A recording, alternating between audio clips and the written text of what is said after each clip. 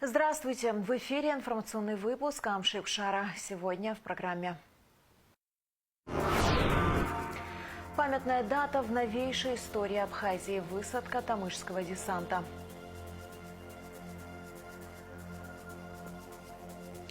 Общественному и политическому деятелю Сократу Джинджоля присвоено звание почетного гражданина Сухума. Выявление фактов нарушения правил эксплуатации инженерных сетей стало целью рейда столичной санитарно-эпидемиологической службы.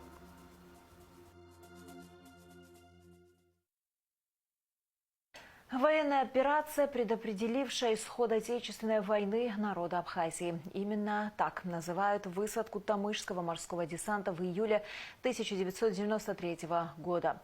С тех пор прошло 32 года. В этот день в селе Тамыш у мемориала погибшим в Отечественной войне народа Абхазии собираются ветераны, чтобы почтить память своих друзей. В церемонии возложения приняли участие президент Бадра Гунба, вице-президент Беслан Бигвава, депутаты парламента, члены правительства, представители общественности. Смотрите репортаж Алики Трапш. В Абхазии ежегодно отмечают дату высадки тамышского десанта. События 32-летней давности все еще свежи в памяти ветеранов. 2 июля к памятнику погибшим воинам в селе Тамыш возложили цветы президент Бадра Гунба, вице-президент Беслан Бигвава, ветераны, депутаты парламента, члены правительства, представители общественности. Затем состоялся траурный митинг. Сегодня мы вспоминаем очередную дату тамышского десанта. Ведь это была не просто операция.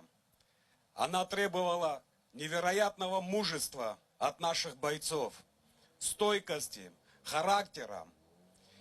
Эта операция способствовала наступлению наших войск. Многие ребята погибли, 57 человек, 153 были ранены. Но они справились со своей задачей. И память о них останется в нашей истории, нашей страны навсегда. Ведь это были не просто бойцы, это были легенды. И сегодня я хочу обратиться к каждому из вас, глядя на это мирное небо, чтобы мы помнили, какой ценой и какой кровью досталась нам эта победа. Вечная память нашим павшим братьям, вечная слава нашим героям. Конец июня 1993 года. До окончания войны оставалось чуть меньше 3 месяцев. Бои не прекращались. Восточный фронт был оккупирован вражескими подразделениями. Командование вооруженных сил Абхазии приняло решение о необходимости овладения окрестностями села Шрома и стратегических высот северо-восточнее Сухума, что позволило бы проводить наступательные операции с целью освобождения столицы не только на основном гуместинском направлении, но и с востока. И уже 2 июля в 5 часов утра в селе Тамыш был высажен морской десант. Бойцам было поручено перекрыть центральную трассу, ведущую в Сухум, и помешать врагу получить подкрепление. Кроме того, операция была как отвлекающий маневр, что давало возможность абхазской армии осуществить успешное наступление на шромском направлении. В тамышской операции приняли участие группы «Ласточка», «Скорпион», «Дельфин», «Ислам», «Малыш», добровольческие отряды из Северного Кавказа, репатрианты из Турции, казаки. Всего около 300 человек. Десантники и бойцы Восточного фронта, объединившись в течение 7 дней, контролировали главную магистраль, сдерживая натиск 8 грузинских мотострелковых батальонов, 1 механизированной танковой бригады и артиллерийского дивизиона врага. Были уничтожены десятки единиц вражеской техники. Множество видов боевой техники было захвачено в качестве трофеев. Большое количество личного состава, среди которых офицеры и контрактники вооруженных сил Грузии, были взяты в плен.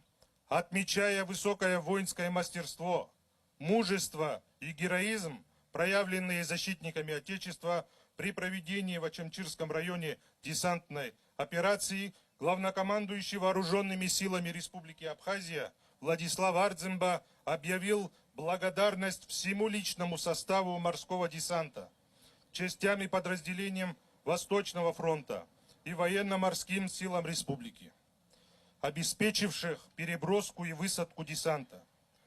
Наиболее отличившимся бойцам были представлены государственным наградам. Мы никогда не забудем, что на алтарь победы сложили головы лучшие сыны и дочери Абхазии. Вечная память героям. В завершении митинга пешие колонны Минобороны Абхазии торжественным маршем прошли по селу Тамыш.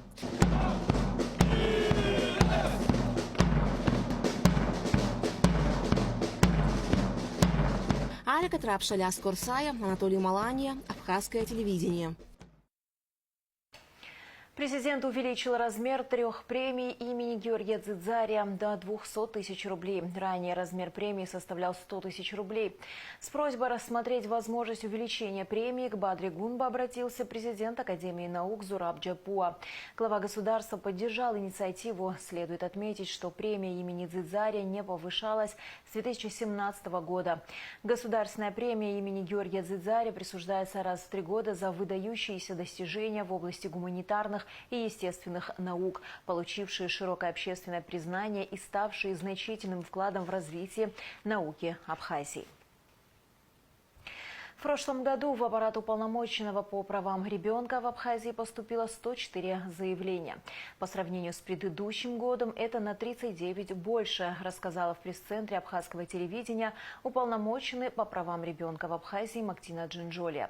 Заявления поступали из всех районов Абхазии. Около 80% случаев успешно разрешены, отметила она. Почти 42% заявлений связаны с фактами насилия. Также были случаи, связанные с нарушением прав ребенка жить и воспитываться в семье, невыплатой алиментов, отсутствием необходимых документов, нарушением права на получение образования. Цель пресс-конференции – подвести итоги работы и деятельности аппарата уполномоченного за 2024 год. Если обратиться к статистике деятельности аппарата, то за 2024 год к нам поступило наибольшее количество обращений. Количество обращений 104, из них письменных обращений 71 обращение и обращений устного характера в телефонном формате и через почту официальную к нам поступило 33 обращения. Как за отчетный период, так и за предыдущие годы мы, к сожалению, не можем сказать о том, что все 100% заявлений были решены, доведены до логического завершения. Это связано с присутствием в нашей республике проблем системного характера, над разрешением которых мы также совместно с сотрудниками работаем. Пресс-конференцию уполномоченного по правам ребенка в Абхазии смотрите в нашей программе после выпуска новостей.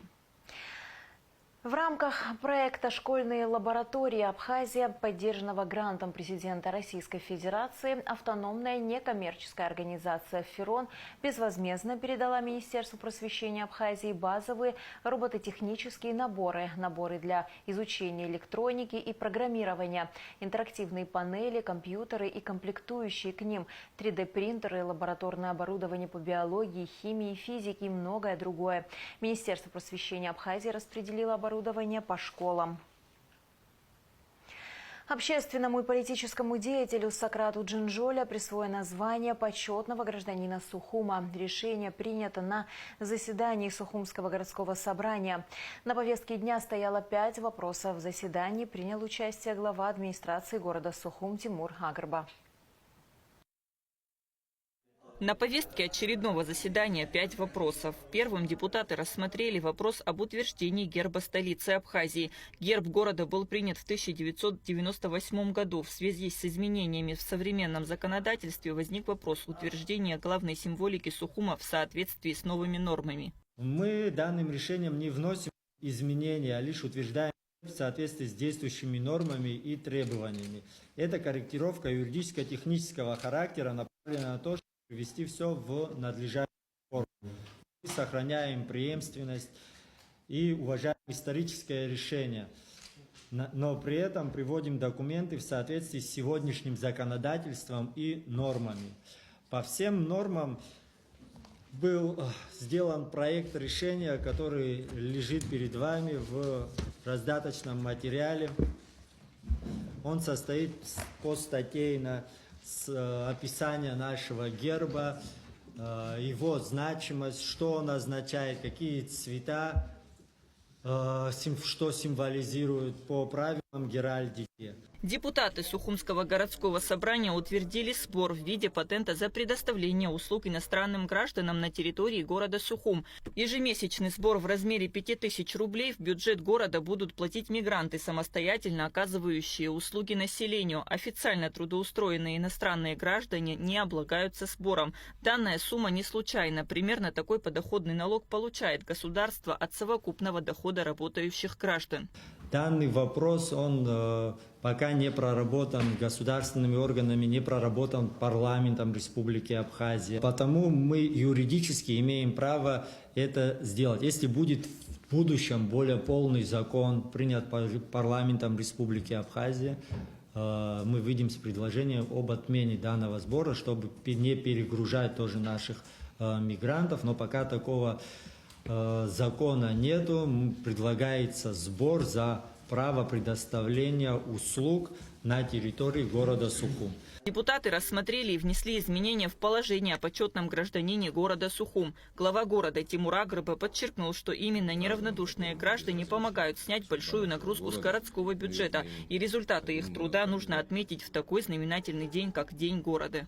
Кто-то тротуарную плитку нам дарит, кто-то бордюры, бизнес, там, производство чего-либо, что нам может пригодиться в городе, там урны там, и так далее.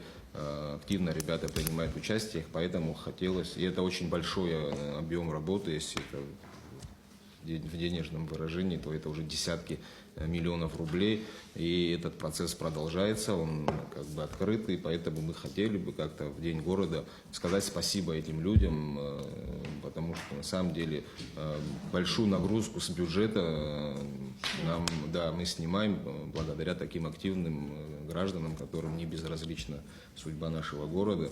Решением депутатов Сухумского городского собрания видному общественному и политическому деятелю Сократу Джинджолия присвоено звание почетного гражданина Сухума. Сократ Джинджолия в 1992 году стал зампредседателя Верховного Совета Абхазии. В 1993 году был назначен премьер-министром и министром иностранных дел. Возглавлял официальную делегацию Абхазии на переговорах в Женеве. С 1994 по 2002 годы был спикером Народного собрания республики, член Общественной палаты со дня ее образования. Кундашова, Ахра Амичпа, Абхазское телевидение.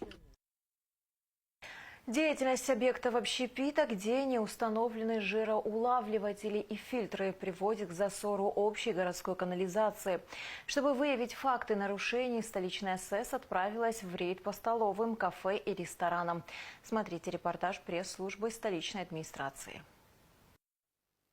По поручению главы администрации Сухума Тимура Агрыба столичная санитарно-эпидемиологическая служба и управление городским хозяйством провели рейд по местам общественного питания с тем, чтобы выявить факты нарушения эксплуатации инженерных сетей, а именно системы хозяйственно-бытовой канализации. Функционирование объектов, где не установлены жироулавливатели и фильтры, приводит к засору общей городской канализации. Коммунальным службам столицы буквально вручную приходится выкачивать жир из канализационных колодцев.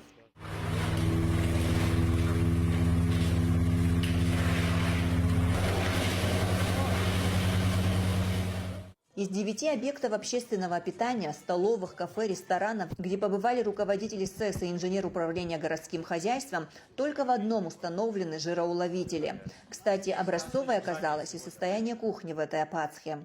Честно вам скажу, вот сегодня из всех объектов, которые мы проверили, первый по Вы даже обратите внимание, какие у нас кастрюли. Я вижу, да. Как рассказал заместитель главврача санэпидемстанции Сухума Лаша Заранди, служба планирует обойтись проверками все места общественного питания в городе и рекомендовать им в 30-дневный срок установить резервуары для очистки сточных вод от жиров. По распоряжению главы администрации были проведены рейдовые мероприятия санитарно-эпидемиологической службы на наличие жироуловителей, потому что наша канализация в плачевном состоянии, с чего начались, так скажем, у нас вообще эти разговоры.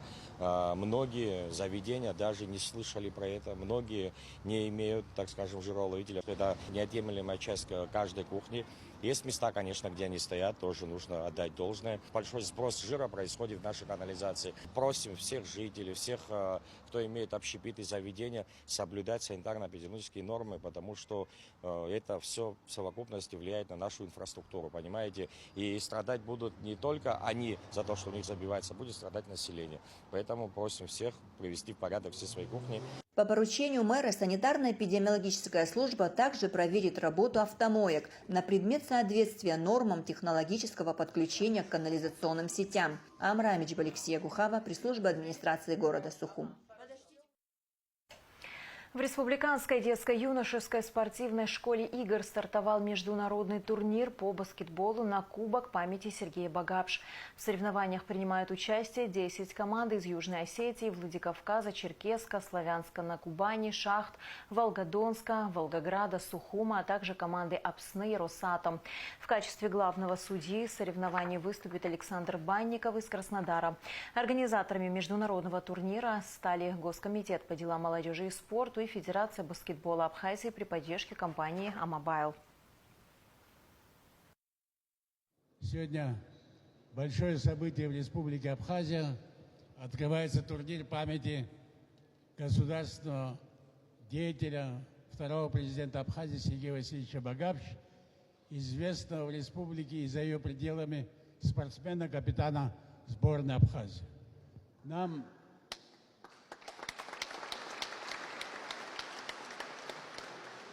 его сверстникам, людям, которые прошли с ним юность, вместе играли, вместе росли, вместе работали. Очень приятно, что нынешнее поколение не забывает это высокое имя. Он оставил большой след в государственной жизни республики, остался одним из основателей нашего нового государства. Этот турнир проводится не впервые. И, как я вижу, ежегодно количество желающих принять участие в этом событии растет. Сегодня 8 или 10 команд участвуют в этом турнире. Мы, во-первых, приумножаем наши успехи в спорте, во-вторых, развиваем наши дружеские отношения с российскими регионами. Я вам всем пожелаю успехов в спорте, в жизни. Спасибо вам, тем, кто сегодня присутствует. Спасибо организаторам за то, что память о выдающемся деятеле абхазской государственности Сергея Васильевича Багапш не забывается. И в завершении выпуска о погоде. В четверг, 3 июля, в Абхазии ожидается переменная облачность. Ночью без осадков, местами днем дождь, гроза. Температура воздуха ночью 12-17, днем 19-24 градуса. Температура морской воды 23 градуса.